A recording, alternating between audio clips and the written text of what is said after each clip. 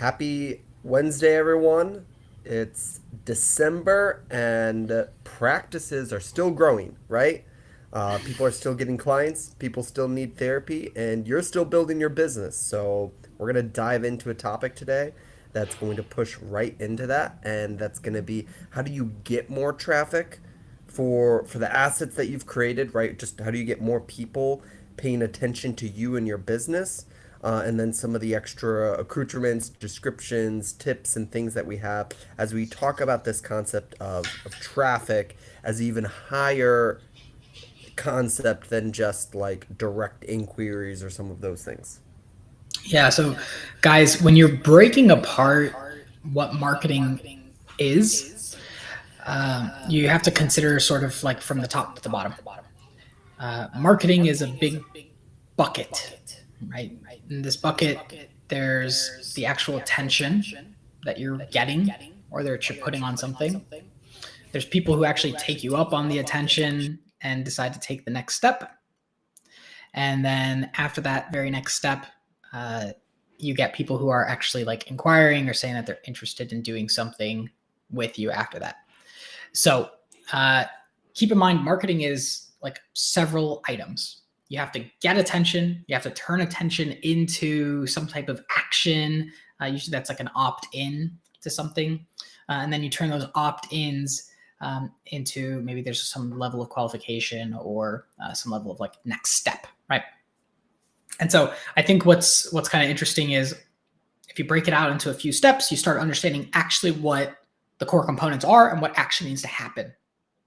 So, Josh, maybe we touch on attention. Yeah, so I think when we're thinking through attention, I think a lot of therapists ignore this bucket or don't think about this bucket specifically because you, in some ways, automatically get attention, like a very small, low level amount of attention. So you immediately jump to your assets, right? Someone knows that you're a counselor and you get just on psych today or you have just your community, right? The existence of your business in and of itself sort of produces a little bit of traction, a little bit of attention on you. And so then you immediately jump to it must be my assets that are the problem. It must be the website I do or don't have. It must be the type of profile I do or don't have. It must be the social media I do or don't have. And those are the solutions to my problem. But most of those inherently don't automatically generate, their existence doesn't produce new attention. It just gives a place for the attention to land, visit, or go if someone's already finding you. And you have to understand whether it's social media or some of these other things, there are specific things that you can do to get attention and get your stuff pushed out there. But a lot of these places, in the way that you are thinking about doing it, won't push it out there. And there's just a couple ways to get attention, so to speak, right? Either you have to have a mechanism that organically gets it for you, right? It organically pushes you and your processes out there, or you can pay for that experience or pay for that traffic in some fashion or another. Yeah, I would add one extra place is you can be added to a listing, right? A listing site. There's already attention there, and they're there for something. It's kind of like being available on the marketplace, and so you add yourself to the marketplace, and that's your listing sites. Yeah. And here's what you have to remember is someone else, that listing site, has paid either by people hours or by ad hours, and still both usually, for that attention to come to that site, right? Like Psychology Today has spent 20 years building the brand, the process, and the listing site they have so people visit that site to look for a therapist and so on and so forth, right? So we can't expect getting attention to happen just automatically because we have the assets that we've created, right? It's like saying I've got the raw ingredients. Well, you gotta bake it if you actually want the cake or you actually want, you know, the edible object here.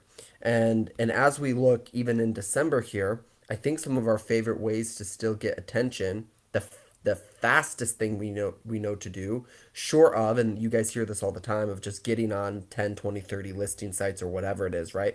Short of just doing a listing site strategy, is paid ads.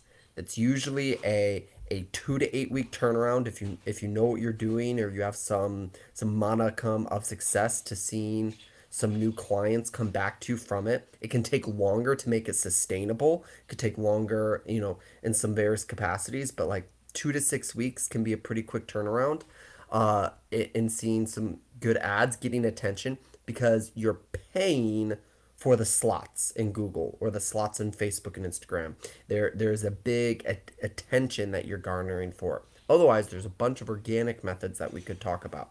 And my encouragement to you as we think about this is your assets are great. Your assets are important. Your assets helped with the opt-in process or the conversion process, or someone getting to know you.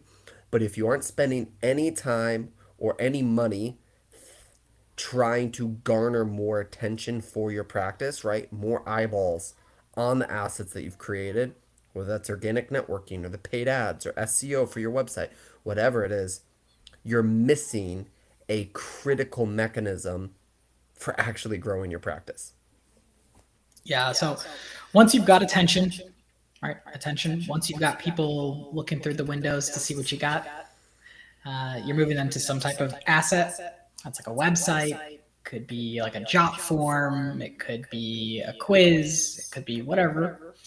But basically, the objective here is to somehow get them to opt in or self-identify that they're looking for, some solution to their problem. Okay. At the end of this song and dance, once you got the attention, once they've opted in, this is where there's a handoff between marketing and sales.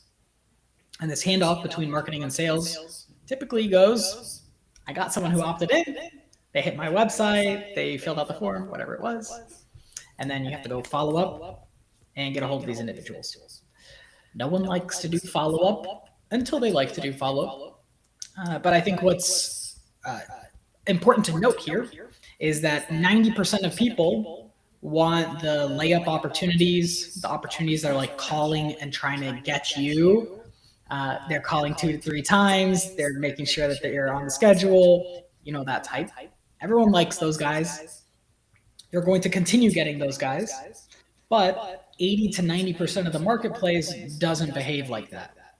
And so you have to recognize or empathize that 80 to 90% of the marketplace needs to be kind of squeeze the juice on, right? You got to go out there, do the professional courtesy, and follow up with them.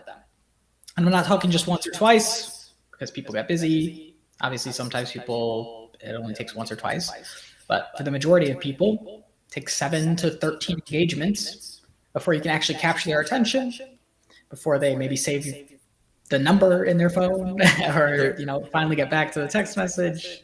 Yeah, there's been a lot of studies on this. I shared this on our coaching call inside of our private program today. You have only a 20% chance of connecting or getting a hold of someone if you have tried to contact them less than 6 times. Think about that. For the last 10 inquiries that you have tried to process or make happen in your practice that you haven't got a hold of, did you contact them more than 6 times? If the answer is no, well, there you have it. Get above that threshold and you'll see connection rates start to increase from there. I know that we wanted to keep today kind of pretty straightforward, short and sweet on get more traffic for your business, keep the pedal to the metal on traffic, and then let the assets and the other things in the sales process follow through from there. Anything to add as we talk about that concept today? Guys, I don't think so.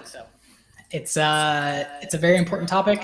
You got to get attention, segment out the stuff. So, you're getting that attention, you're moving them somewhere you need to go, and then you're following up with individuals. If you're marketing and you're expecting referrals, you are marketing to a 1% segment of the marketplace. So do not expect referrals. Expect leads. People don't know who you are. They don't understand your process. They hardly know how to buy mental health. Probably the last 20 years has been a big surge up, but it's not like cars that people have been buying forever. Right. So, guys, this is new. We got to empathize. We got to understand we're working with leads, and we got to work through these people. For sure. Well, there you have it, guys. We'll see you next time.